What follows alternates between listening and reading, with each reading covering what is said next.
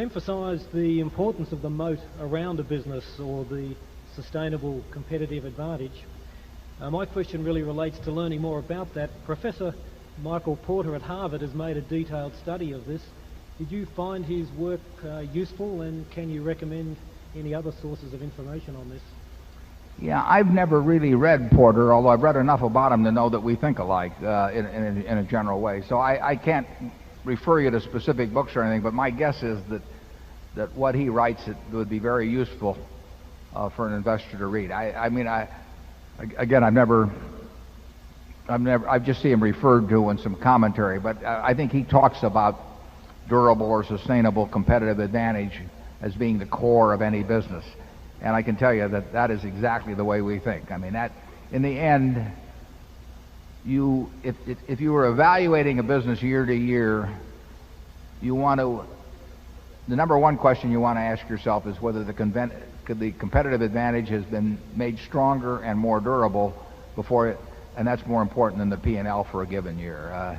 So I would suggest that you read anything that you find that's helpful, or actually the best way to do it is study the people that have achieved that and ask yourself how they did it and why they did it. I mean, why is it that in razor blades, everybody grows up in business school hearing that as a great example of a product that's very profitable, and why, with it obvious that there's going to be no reduction in demand for the next 100 years for the product, why are there no new entrants into the field? What is it that gives you that moat around the razor blade business? Normally, if you got a profitable business, a dozen people want to go into it. If you've got a dress shop here in town and it looks like it's doing well, a couple of other people are going to want to open up a shop next door to it. And here's a worldwide business.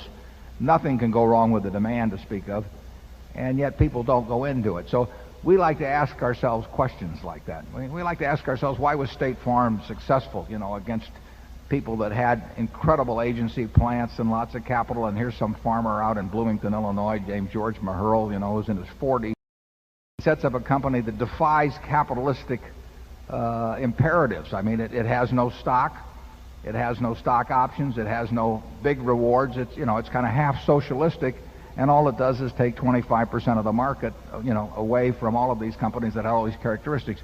We believe you should study things like that. We think you should study things like Mrs. B out at the Nebraska Furniture Mart, who takes $500 and turns it, over time into the largest home furnishing store in the world. There has to be some lessons in things like that.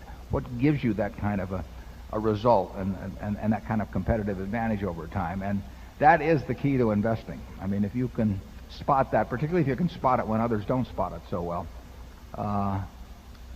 you're on the, you will do very well. And we focus on that. Charlie? Yeah, these factors, every business tries to turn this year's success into next year's greater success. And they all use pretty much every advantage they have in every direction from this year to make next year's better. Microsoft did exactly that year after year after year and happened to win big.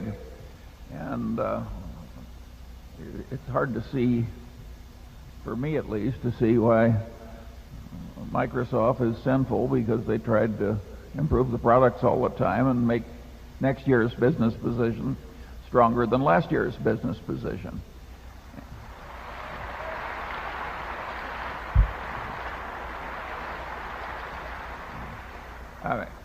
If that's a sin, every subsidiary of Berkshire is a sinner, I hope. Yeah.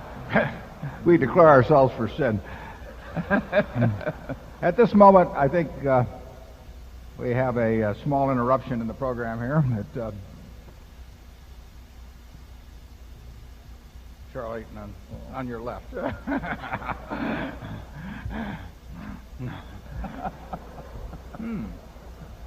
It's just a sample of what it's like to be an officer of Berkshire. Oh, okay. This is the new See's Barbie doll, and never before seen.